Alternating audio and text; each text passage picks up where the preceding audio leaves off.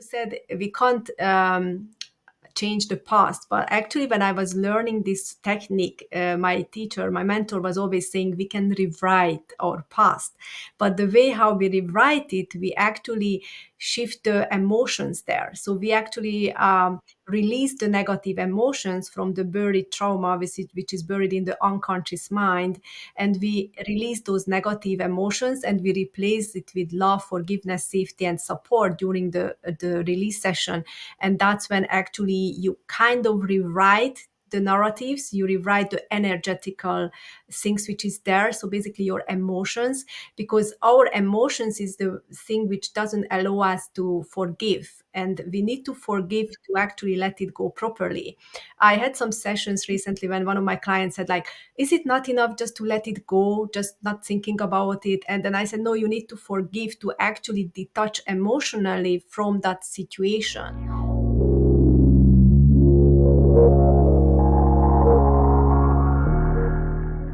So, we are just going to dive right in because I have a feeling this is going to be one of those transformational conversations that we tend to have on this podcast. Just a little bit. And just, yeah, that's just kind of what we do. And we have, I want to say, with our 100 plus episodes that we've had, we've touched a lot here and there on childhood trauma, but I actually don't think we've had a full on conversation around overcoming childhood trauma. So today we're joined by holistic therapist Edith B. Kiss, who is going to take us on a deep dive into the world of childhood trauma and what we can do to overcome it, some tools, some tips, all the things so that we can kind of move through it. It's a very popular subject and topic right now. And I just think we need to put it into a little bit of context so that we can see how we can really move through it and heal from it for real, as opposed to using it as an excuse. So, welcome, Edit. Yes, welcome, Edit. Thank you so much for joining us. How are you doing? I'm doing great. Thank you, Danny. Thank you, Alicia, for having me. Yeah, And it's yeah. a beautiful day.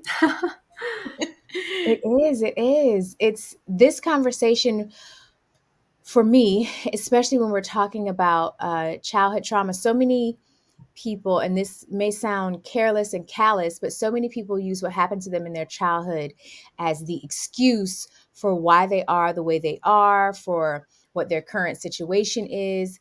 And as a person who grew up in an extremely traumatic just environment, I understand that. I do. And also, you get to choose what your future will be because you cannot change your past. But before we hop in, Ed, I want to find out from you, of all of the titles and the things that you do, who is it that you say you are? I recently find myself the most time I spend with clients and the most practices I do with them is basically the therapy, the trauma release. So I believe I'm a holistic therapist who help releasing traumas. Uh, and then that's the mainstream which I'm working on currently. Well, outside of the what you do, who is it that you say you are? Because we all have jobs and roles and titles and things, but who is it that you say you are outside of the things that you have to do?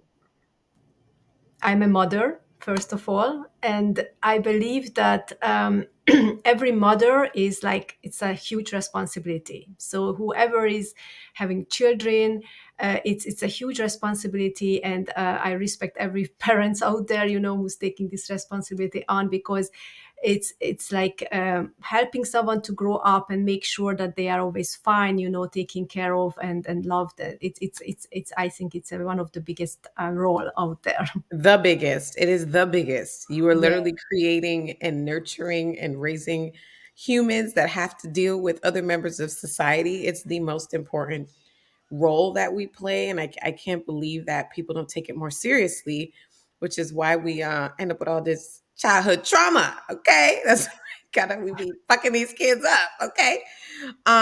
So so sometimes when it comes to childhood trauma, it can feel like a life sentence because you can't go back and undo it, right? Like you can't go back and, stop. the abusive home. You can't go back and undo what your uncle did. You can't go back and undo that thing that your mom said to you that you feel like is causing certain behaviors. And a lot of times people will, like I said earlier, will use their childhood experiences as an excuse for maybe why they aren't the best version of themselves all the time, because such and such said this to me, or this teacher said I'll never be nothing, and Yeah. I can understand that feeling, because it's just like, okay, what can I do about my past if it's already happened?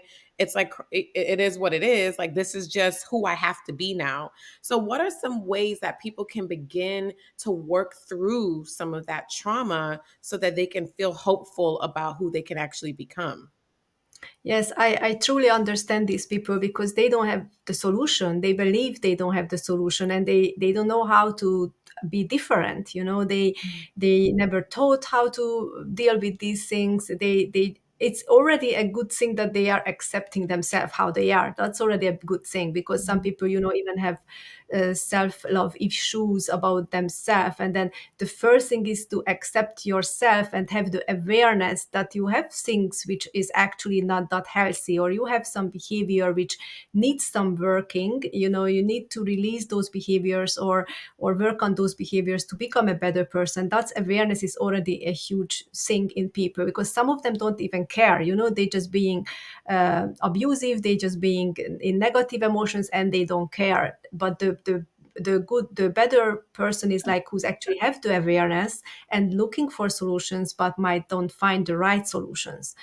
So basically, with the childhood trauma can cause a lot of issues, as you said, behavior issues, also attracting wrong companionships, also attracting wrong partners, which is not aligned with you, or even abuse you even more on the top of the what you went through, because energetically you are in that energy, and that's what you attract to you. And then you're gonna start continue having those triggers until you are able to release the past trauma which was caused to you in childhood.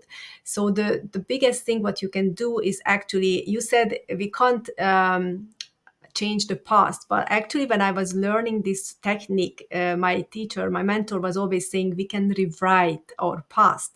But the way how we rewrite it, we actually shift the emotions there. So we actually release the negative emotions from the buried trauma, which is buried in the unconscious mind. And we release those negative emotions, and we replace it with love, forgiveness, safety, and support during the release session. And that's when actually you kind of rewrite the narratives, you rewrite the energetical things which is there. So basically your emotions, because our emotions is the thing which doesn't allow us to forgive, and we need to forgive to actually let it go properly. I had some sessions recently when one of my clients said, like, is it not enough just to let it go, just not thinking about it? And then I said, no, you need to forgive to actually detach emotionally from that situation.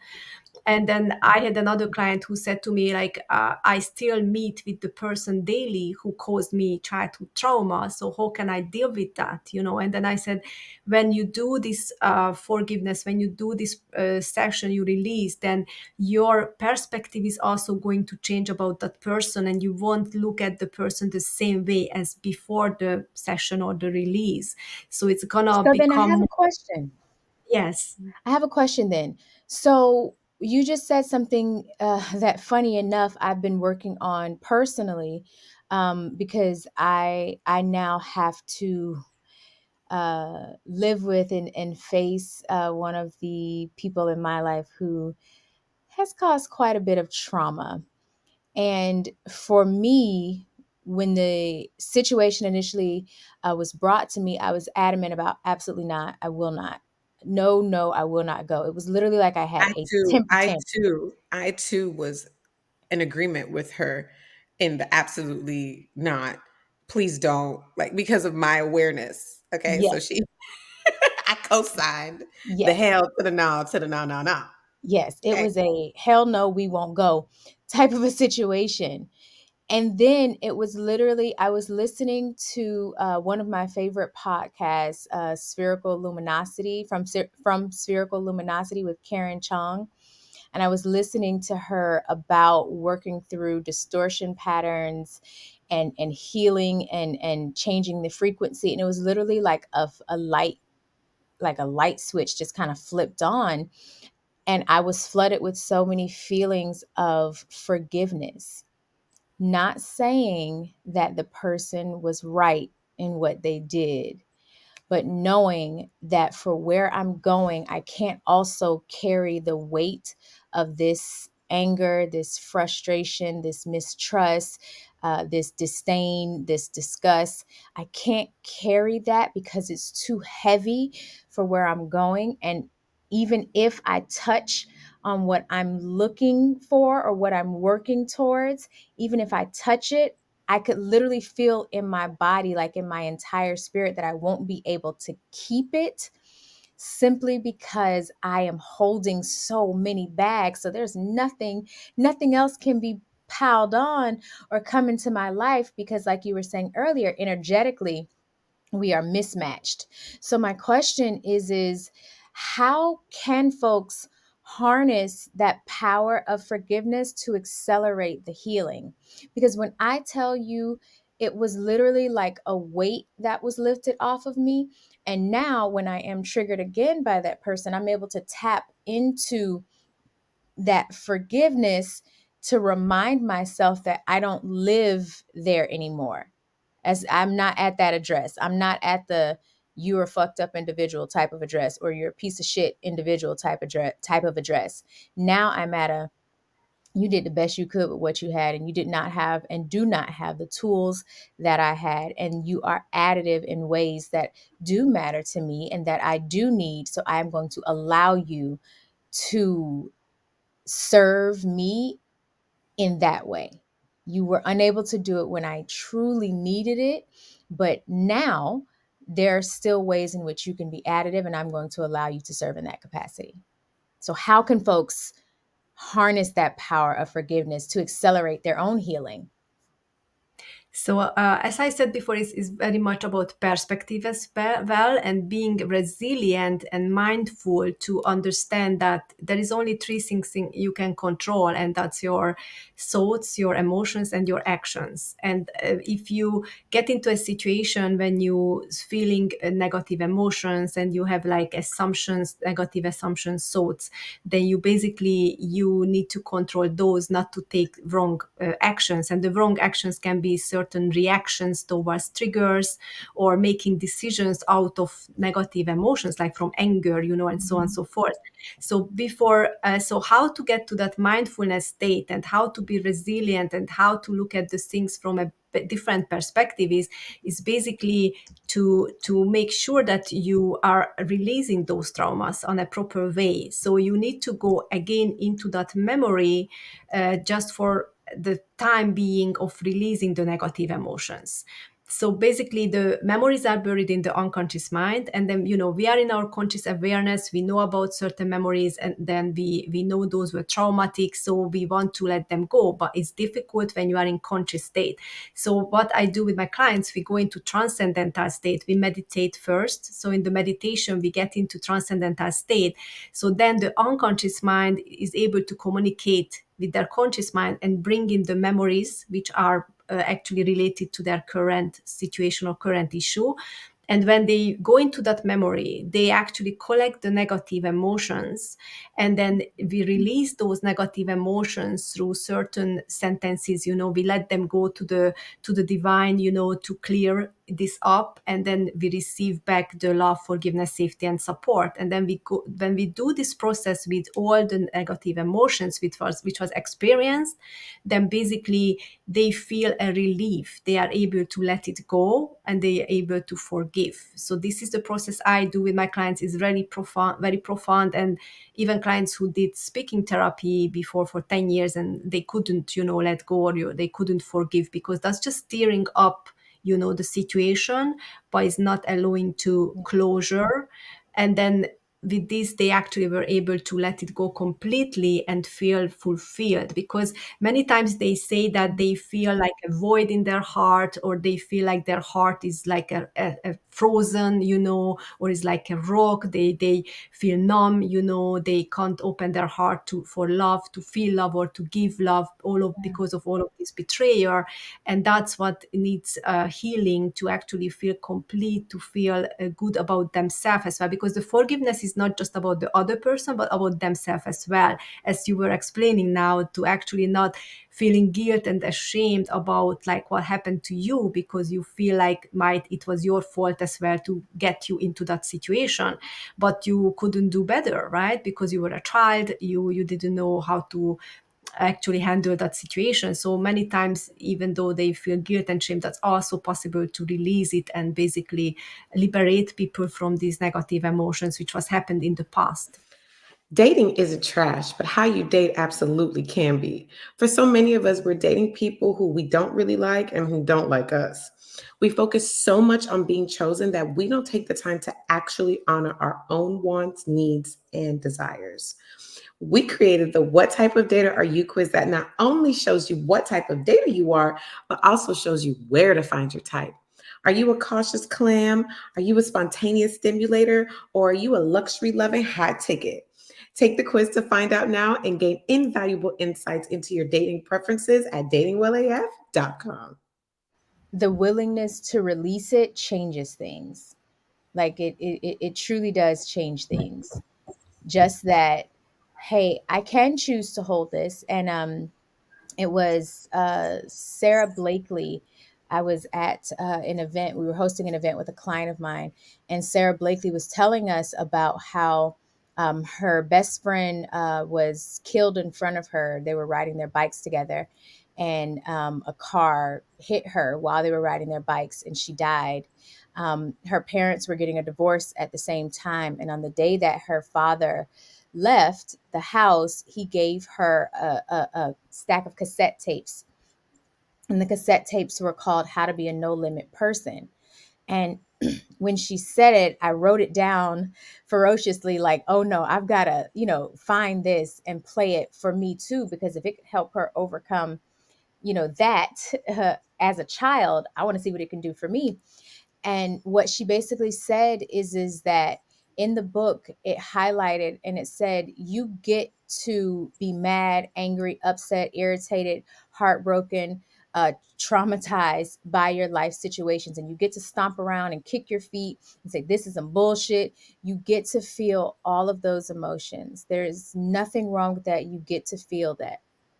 And also, you also get to choose a different experience. And so what I got from what you were saying is that we can, when you go and you do the releasing ceremonies, you go back to those really painful, hurtful experiences, and you basically get to give the love and the support and the care that you wanted to receive at that time. You get to give it to yourself in your subconscious state so that you can release those into the divine.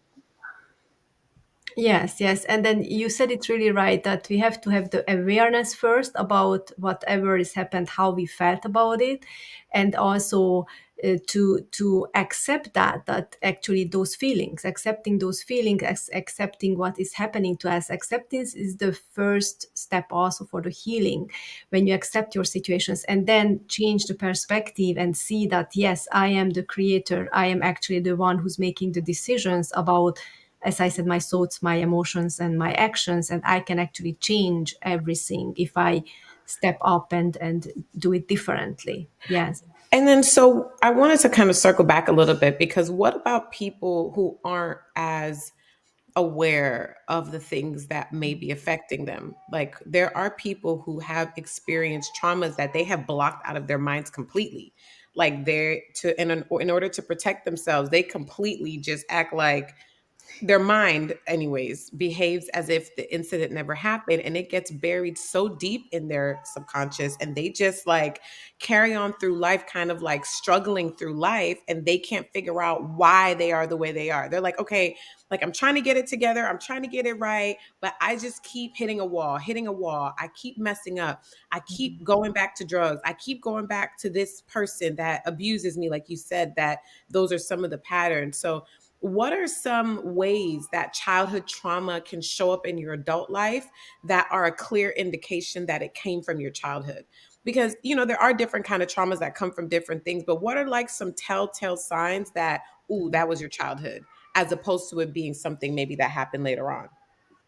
So basically, we don't really need to figure out that it was a childhood trauma or a teenagehood trauma, or from a womb. Basically, as soon as you feel like there are some triggers, there are some negative emotions, there are some patterns, as you were saying, all of these things what you were explaining are they are signs that there were traumas. But if the trauma was a childhood trauma or a teenagehood trauma, or maybe you were in your 20s, it's basically for the process, for the release process, is not no difference in that. So the healing procedure is the same, but most of the time when it's about feeling good enough about yourself, feeling that I am not good enough, I am unworthy, I am limited. Those are childhood traumas usually, because those beliefs, these are beliefs, and the beliefs coming to you, these negative beliefs about yourself and about certain things, is in the subconscious, and it's coming to you before you were 7 years old, and from your environment and from your parents, basically, and from Mm-hmm. teachers, so how they talk to you, how they expressed about you, and then how they actually treated you, that's how you created that kind of image about yourself, not being good enough, or not being accepted, or limit, or you are limited or unworthy. Those things are created like in the earlier ages. Okay. But you can have so many other traumas, in your teenage age, when someone is going through abuse, or an accident, car accident or something, that can even happen later. But it's the triggers, or the basically the discomfort in life, or the struggles in life, those are all signs that you need to release something. And sometimes whatever is the root trauma is sometimes not a traumatic experience. It can be extremely innocent memory, which was just actually in the head of the child, became a trauma. I had clients who came to me with Mm. panic attacks, and then we found out that the memory, which was a root of this panic attack, was just a very innocent memory, being in the living room with the grandparents, and what had to watch TV with them instead of going outside. And she wanted to go outside, play in the sun, but Mhm. she couldn't, because she was forced to stay in, like, by, okay, you have to stay in because we need to watch after you, blah blah blah.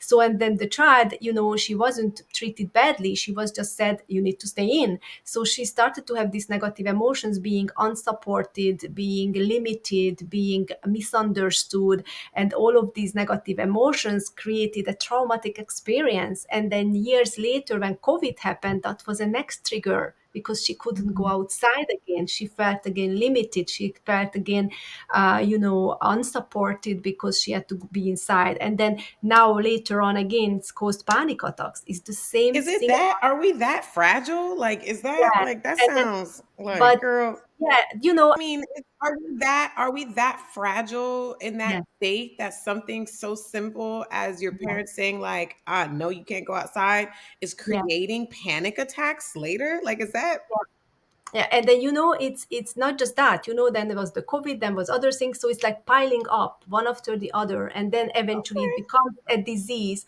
or mental illness. It can become a disease as well, physical illness as well. So all the cancer, all the heart disease is all come from traumatic experiences in the childhood or younghood, and that becomes a disease. That's why it's And very it can important be to and it release can it. be as simple as your parents telling you you can't go outside. Yeah. Like, I find that so problematic because it's just like That's why, I mean, you, if you look at the hospital, is full of sick people, right? If you look Right. at the how many people are getting sick, if you look at that, like how many people are having mental issues, is because, yes, because we are that fragile. You are right, you are right. And that's why we are having all kinds of anger issues. We are fighting in relationships. Why is not everybody just calm and peaceful, which would be so lovely and amazing, right? That's the key. I mean, that's the goal, to be peaceful and calm and joyful. But we're So not then, there so then because should you not discipline your children, or like, so then what do you do as a parent when your ass can't go outside because it's no, raining or something, or you because they're communicate, you communicate more, you assure okay. them, you communicate with them more to assure that, do you understand, my dear, that you can't go outside because of this and that, but if you want to still go outside in the rain, then please dress up on the proper way, or maybe blah blah blah. So communication, communication, communication, to make sure that they understand that is not because you don't understand them, or it's not because you don't want to have them, it's not because you don't want to support them, you are fully there, it's just because of outside of circumstances, so But it's all about communication. But I also feel like sometimes it is no. Like sometimes it's no. Like as the parent, I said no. Like Yeah. I guess for me, my issue with this, and I'm really glad that we're having this conversation, because my issue is we have so many people who can't cope with anything. Like Mm. can't cope with anything. And that for me is even more problematic because then, yes, you do shoot up things or rape women because you feel, oh, I wanted you, you told me no, so I'm going to take it. Like, the not telling people no, I feel like is kind of what has gotten us to this place. And then not teaching them how to cope with sometimes you can't do this or you don't get to just have what you want because you want it. Like that's not how this works. So what can we do? And I'm hoping you got some help for me, if for nobody else. But what can we do to teach people how to cope? Because I don't think fragility is a good way to go either, because going, I feel like too far to the left or too far to the right, none of that is good. But it can't be that every little thing puts you in a position or a place where your whole world shatters. Like, because you're going to be breaking every day. Because life can bring out the real challenges. I'm trying my best not to say it as colloquially as I want to, but life can be a bitch sometimes. And here's the thing: I love life. I think it's beautiful. I think it's amazing. There's so many wonderful things that happen, and still, human challenges are a thing. So if we coddle them too much by I don't know. Maybe this is my distortion issue around gentle parenting because I feel it's too much coddling. So can you help me understand? This is a thing that I'm working through, y'all. So for those who are listening, this piece is for me because I feel like we have coddled people so much that they can't take anything. They can't take Yeah. anything, and then they want to shoot up people or hurt people or kill people or take from people because we've coddled them so much. Sorry, I'm I gonna think, calm down now. what is missing is that we don't give enough time to our children just to be and to connect to their intuition and just to actually tune into what they really want in life or what they really would love to do with themselves. The school system is taking away their brain, is like just pushing them into, like, you need to study this, you need to learn this, you need to do that, homework, blah blah blah. So basically they don't have time just to figure out what they really want with themselves or what they really want to tune into and just master that. It's like too much pressure on them. And because of that pressure, and then as a parents, we're not looking at their positive way of being, we support the school system somehow. So we don't allow, we are checking, like, okay, what notes you brought home, not like, how do you feel at school, my dear, what are your favorite objects, or if you don't like math, don't study math, who cares, just study history or whatever you love. So we need to give them the choice to be themselves. We need to support them that on journey to get to know themselves, because they don't know themselves, because we don't allow them to know themselves, because we have always expectations, do this, do that, you need to be good, you need to do this. No, we need to allow them But to be as well, and then, the best thing is your example. As you taking care of yourself, as they see you striving, being happy and joyful and healthy, eating healthy food, doing exercise, taking care of yourself, being kind and loving towards other people, that's what they mimic. If the parent is a crazy bitch, then they gonna become a crazy bitch as well. So you need to work on yourself. That's the biggest thing. So the leader, the good leader or the good parent is not by telling you what to do, but showing how to be. I agree. I agree with that last part for sure. Like I definitely think that you set the example by Yeah. how I think it's James Baldwin that says like I'm butchering it, but it's something around that same thing where it's just like children very rarely listen to what you say, but they're always, emulating what you do and what you show Mhm. them. So I agree with that part, but I'm definitely in the same boat as Alicia when it comes to feeling like the coddling and the fragility that has come, what that I feel has just been rampant in young people because they just don't, it's like we're trying to save them from trauma, and I don't know if like a trauma free world is really what we want, because trauma trauma makes you trauma makes you I don't know, are there aspects of trauma that can maybe be somewhat a good thing, like So there. yes, absolutely. Like it's Like I they know, like always when I hear people's stories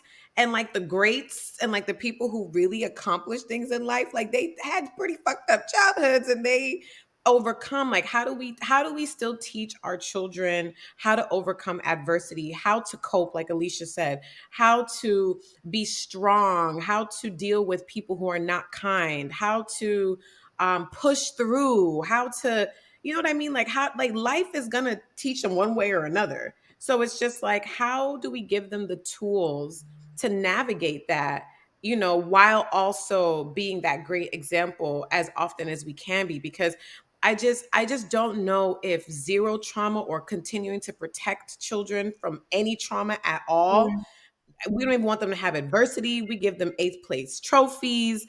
Like I guess what I want to say is I'm not seeing the benefits of some of the things and some of the parenting styles that are now being promoted. Like, I'm not seeing it. Like, the things that they say are supposed to come out of it, like these empathetic, beautiful humans, like, I'm not seeing that. Like, the humans I'm seeing are weird. They don't have no goddamn empathy. They're cold. They can't socialize. They cry for every fucking thing. Like, I'm not seeing the result. The results are not resulting. So I'm starting to question it, right? Because I was bought in for a hot minute.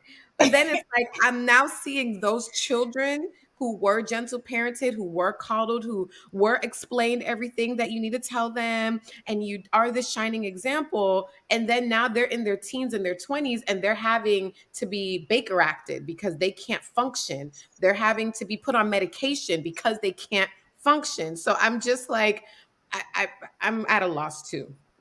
Help me so too. I guess But I I don't want yeah. to know. understand though. Like it's not I don't have a resistance to understanding. I really Yeah, do want to understand me because too. like Danny said, the results aren't resulting. Like a lot of my girlfriend's children or folks' children that I know intimately who they have gentle parented their kids, I am afraid for these children. I am really terrified for what happens to them when they're no longer in this gentle bubble. And I'm not saying abuse your kids because I don't believe in abuse. I don't believe in just knocking children upside the head because you having a bad Correct. day or they didn't do something you said do. I don't believe in that. Like, nah, we gonna ayo, come, let's sit down. Um, and also I'm just a little confused as to people can't cope. And if you can't cope, it affects every aspect of your life. It affects Yes. every aspect of your life. And there are some things that you do just have to do, whether or not you want to. So for me, even with the you're not good at math, you don't have to learn it. No, you kind of do need to know how to count. Like, you you don't have to be a mathematician, but there are standards, and I feel like we're getting to the point to where we're going too far to the left, where it's like, oh no, do whatever you want to do, and it's like, no, that's, and maybe again, this is my traumatized upbringing, but there are requirements to get to certain levels. Like if I want, case in point, I want some abs so bad, like having my daughter gaining those 47 pounds. She is 14 now. Unfortunately, she destroyed my body. I mean, other people think it's great, but I have not had sex with the lights on since before she was born. Like, I cannot. It is a real live block. I had a C-section. I never brought my little muscles back together. They never came back together. So I'm doing it now with Pilates, right? In order to get the results that I want, there are things that I will have to cut out and things that I will have to do. Specific actions produce certain results, right? So if we take out all of the requirements for them, what happens to the results that we want? I guess that's where I'm a little, because I don't want to traumatize them, but I do believe some levels of trauma, like you were saying, Edit, is good. So how can we, like, what can we do? I know we asking you a lot of questions, but we really do want to understand.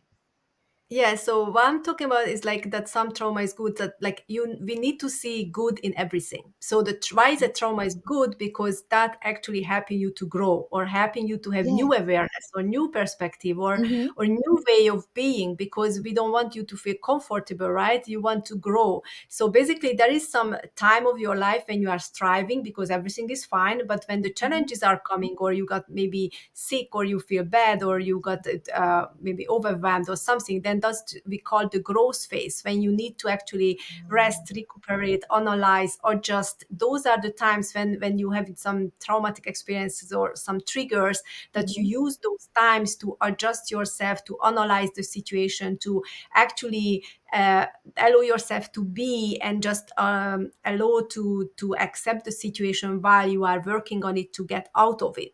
So basically, how to Okay. become resilient is working on your mindset, as I said. So it's really important to work on the mindset and become mindful about your emotions, about your thoughts and actions, to make sure that because our thoughts create our reality. Our thoughts is Mm-hmm. gonna be the one who's asking you to take the action and make the choices in every second. And Yeah. if your thoughts are, toxic thoughts, if it's not clear and not focused, then you'd make the wrong actions. So how to become more resilient is to able to focus on, okay, I'm thinking on positive things, I'm taking actions towards positive, and then I want to become the best version of myself. And how to encourage these kids to actually want that, because the first Mm. step is to have that decision that they want the change, they want a different life for themselves, they want to feel good, they want to be strong, they want to actually experience joy and happiness. They need to make that decision that, yes, I decide that I'm gonna feel good, so for that I need to think good, so, and then make them clear that, yes, you are able to control your mind. The I'm just going back to the girl who had the panic attacks, that after we released the traumas from her and we knew that she was able to forgive and she let it go, she still said in the morning that I wake up in the morning and I still have that thing, like, what if it comes back? And then I tell her Mm. that now you need to reprogram your subconscious mind, to know that you are strong, and you think positive is not coming back. Mhm. So actually, I just see a rainbow in my window. Wow, there is a rainbow. It's a good sign. So Yes. No, I like that approach of, it sounds like what Yeah. I hear you say is like you need to teach your children how to think, right? Like a Yes. lot of times school, like we take school and it's just like helping them remember, but it doesn't Hmm. really teach them how to think, how to process, how Yeah. to analyze, how to comprehend, especially from what I see nowadays with these children. Lord help them. Um, but I feel like I also feel like we all come to this planet with different capabilities and Hmm. different strengths. And like I, in my teenage years, suffered a lot from panic attacks. But my mom used to mush me in the head sometimes, or if or she would like throw a book at me, Oh or God. like so I guess it's just like, are there is that a thing that some people are just naturally more resilient? Because you're telling me that she's having panic attacks because grandpa said she couldn't go outside, and I'm having panic attacks because my mom might punch me in the back if I say something crazy, or she might bust my lip if I, and not to say I don't feel like I was abused. That is, I'm Jamaican, to be You honest. sure, That's sis? You sure? Busting your I lip like, don't I don't feel that way, oh, okay, okay. anymore. Like I think it had some abusive tones to it, It did. It did. I but just love your mama though. Love you. You know I love you. she, in her defense, I guess, since I just threw her under the bus and drove over her, um, it is a cultural thing to just be like that. Like in her mind, she wasn't being like anything bad or doing anything malicious. God is like, I'm okay, stop sorry. I'm talking. laughing because you said you threw her under the bus and drove over her. I did. Um, no, seriously, what I want to say is that I know that in her mind, she wasn't intentionally trying to be cruel or mean or abusive in any way. It's just culturally, that's just how things are done. Kids are, it's easy. You slap them, they feel like that's a good thing. They use Bible verses like spare the rod, spoil the child, so there are a lot of thoughts around the need to do those things to children for their betterment. And I don't know if maybe just like in Black people's ancestry, we just been so roughed up or something that we come back on this planet however many times we do, like just resilient and a little stronger. So is there some, and this is just my own personal question, is there some truth to that? Like, do some people just come here naturally more resilient? Because like my daughter Alicia calls her a soldier in the army of the Lord because she She is tough, is. She tough. and not because I have to challenge her toughness. Like she is just like a tough kid, like she's a Yeah. little rougher, like she's been bopping me in the head since she was like 6 months.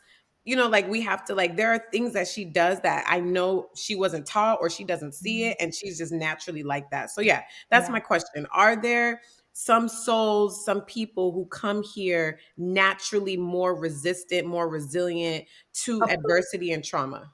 Yes, absolutely. That's Okay. why not everybody is at therapy, like there are some strong personalities there who's leading countries, who's leading big companies, who's Okay. actually big leaders or successful people, or even not successful, but maybe just being a calm and then a Buddha-like person. So these, of course, those personalities, they came to this world with much bigger resilience. Yes, Okay. absolutely. And then there are Yeah. some people who's more fragile. Yeah. We are Yeah, all because different. Doctor, I think his name is Dr. Gabor Matey. Dr. Gabor Matey. He's like a really like revolutionary child psychologist, and he talks about that no two people were raised in the same household. Yeah. Like everybody has a different experience, and you can have two people raised in the same household that have two very different outcomes, even Mm. though they were raised in the same environment. And he says that that's impossible because the youngest child doesn't get the same parent as the middle child, doesn't get the same parent as the older child, because one, you as the parent are evolving and changing. Your Yes, circumstances may change. You may move to a exactly. different country. You may have a different financial status. So every child really gets, various versions of the parent. Yeah. So I definitely believe that like, some of us just come here a little bit different, and maybe it's important to identify what kind of person you are. Like, are you super resilient? Do you need more assistance?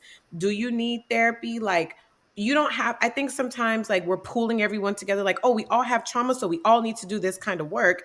And maybe Mm. that's not the case. Like maybe we all have trauma, but like I deal with trauma this way, so I just maybe need to go to the gym and work it out.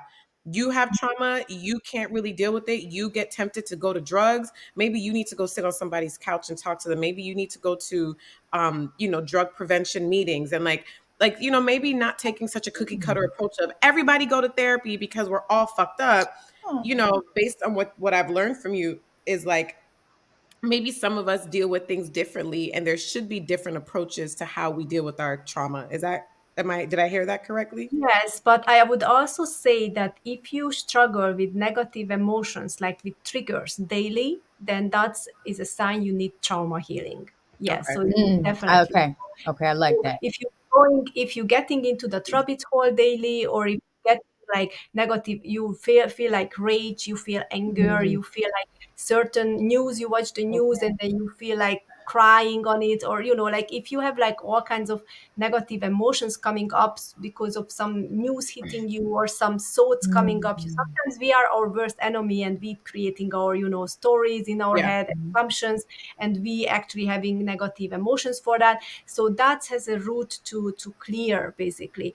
But if you feel Mm. like fine every day, you don't have reactions, you just always respond to situations, you are always calm and relaxed, then of course you don't need therapy. It's for people who having negative emotions and reactions towards outside or inside circumstances. Basically, On that's who needs the on a therapy. regular basis though, because I mean nobody's calm, cool, and happy every single day, no matter how I good would they are. I would actually, when it comes back to me, when I feel like how can I say, when something happens to me, like, because usually I do healing on me like maybe recently, like maybe every 6 months or a year, because when I started it, it was like every week I was doing it, because it was so many things going on. There was so many things to clear and heal. But as I was going through this healing journey, then it was less and less and less, and Mm. then eventually now it was like I was so happy and flappy for a long time, but then something changed in my life, and that change started to bring in some new emotional reactions. I was like, Mm. wow, this is new. So now I need to work on that. So why is it coming up? Why is it feeling this way? So I started to release that thing, and then I was back in happy again. So basically, you can get into life situations which maybe wasn't there before, and then that's causing you these triggers, maybe a new partner, maybe a new job, maybe a new situation, and then you need to do the release, because then that's bringing up something. So that's why it's called a healing journey, because I'm Right. not saying it's never ending, but kind of never ending, because you always leveling up, you always meeting different people, different Yeah. challenges, and then that triggers something in you, and then you do the release basically about that Mm. trigger. And that's why I actually, when my clients came to me for this program and I do the release with them, then basically I give them the track, so then after the program they can even do the release themselves from that recording, guided recording basically. So it's because I believe it's something always comes up to clear, because my goal is to actually that the people stay calm and relaxed and happy and joyful, like in a constant state. Like because what I said is that as you getting triggered, you getting into negative emotions, that's blocking the energetic system, and it's creating physical illnesses in your body. So when people start doing therapy or start doing these releases, then they're not gonna get sick, they're not gonna get cancer, they're not gonna get heart disease, they're not gonna get diabetes, nothing. A knee pain is a sign of trauma, and knee pain, or and any kinds of like migraines. You can actually go back and check what was my root cause of trauma to having migraines. So the physical illnesses is also a sign that you have traumatic situation to release.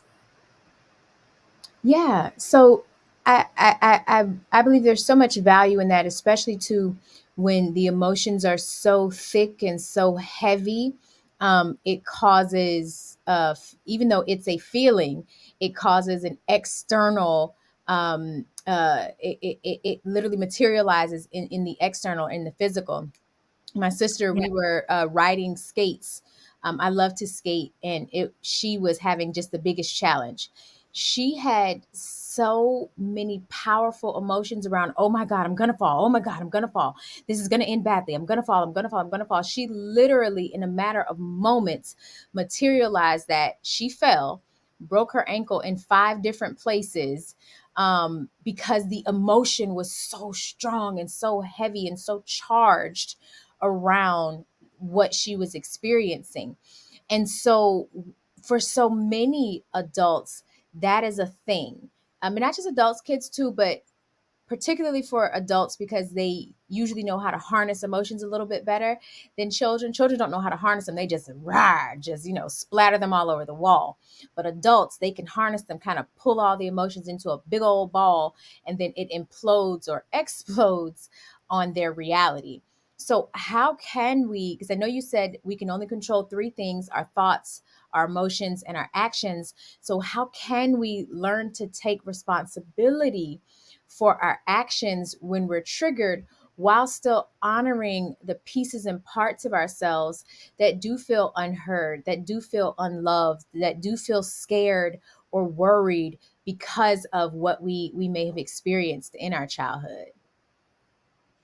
So I recommend to do the meditation. Basically, the meditation, the transcendental meditation, which also in my library and my clients are doing it daily. So it's basically as it brings you to the transcendental state. It's very quiet there. You have in a quiet place. So it's not the meditation when you want to quiet the monkey mind. It's not the meditation like, okay, sit still for 5 minutes and just look for just observe your breathing. Is a meditation which guiding you to actually get into the transcendental state, get into delta brain waves, and start to produce more of the melatonin, serotonin, oxytocin growth hormone, which helping you to become a more focused person, have a better sleep, become more kind and loving person, and in a better mood. So when you do this meditation, you add this extra boost of these hormones into your body, so you basically become day by day a better and kinder person, and even a younger looking one because of the growth hormone. So it helps you in all aspects of your life, and this meditation is really crucial because of that. And this is also the first step to connect with the unconscious mind towards the traumas to heal.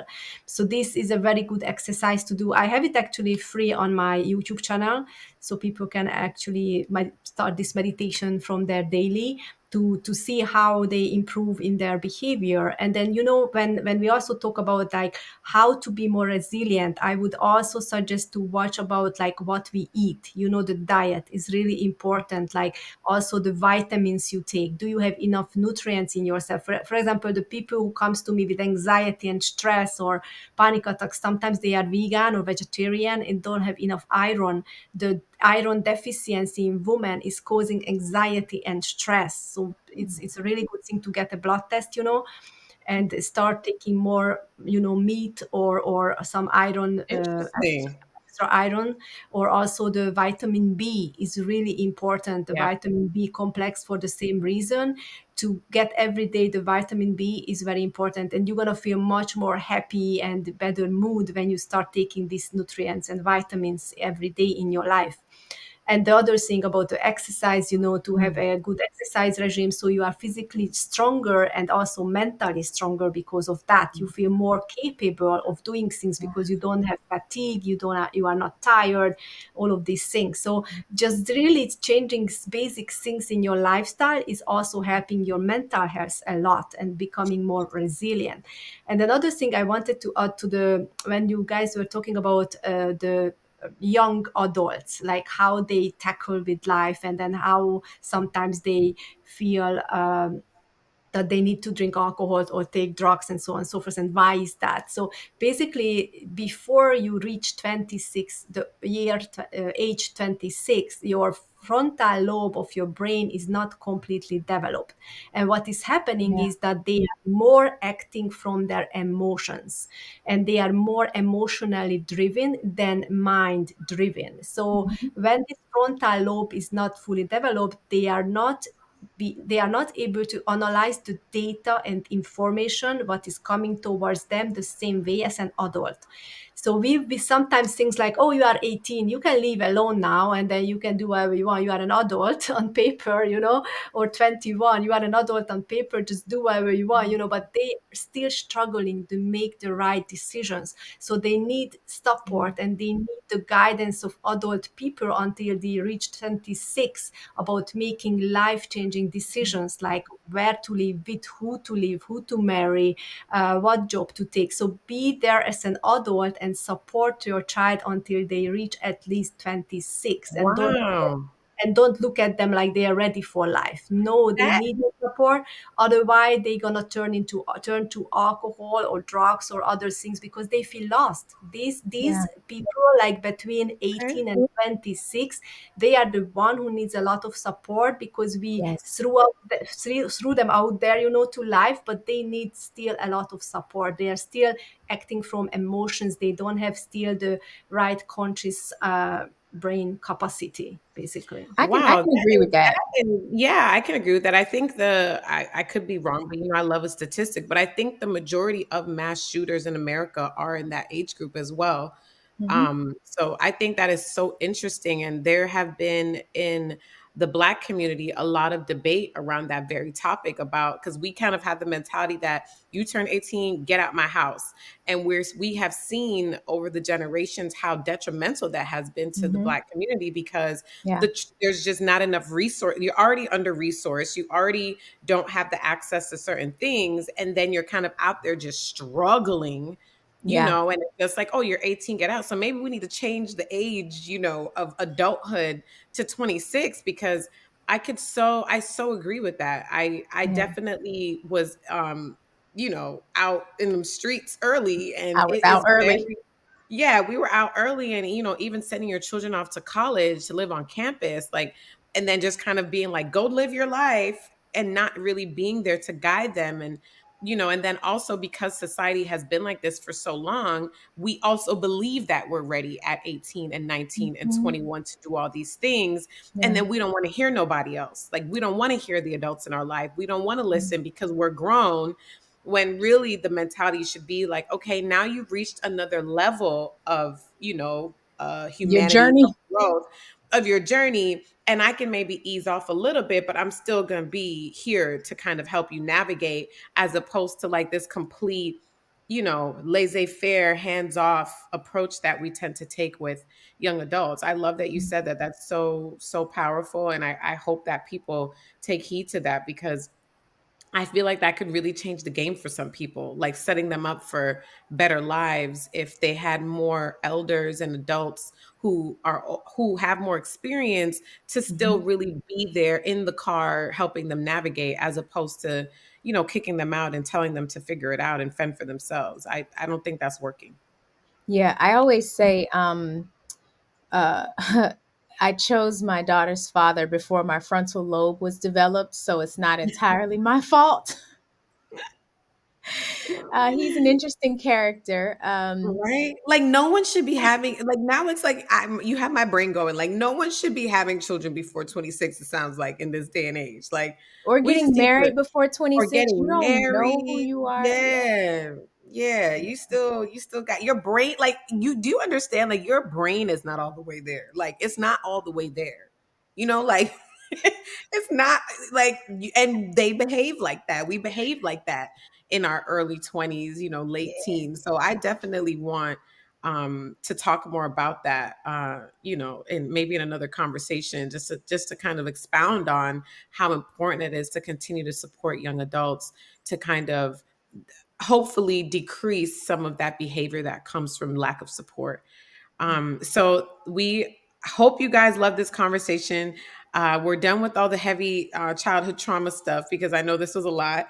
So we want to have a little bit of fun before Eddie goes with our rapid fire round, where we just ask her some fun questions to take us on out and close us on up, so that we can function after these heavier conversations.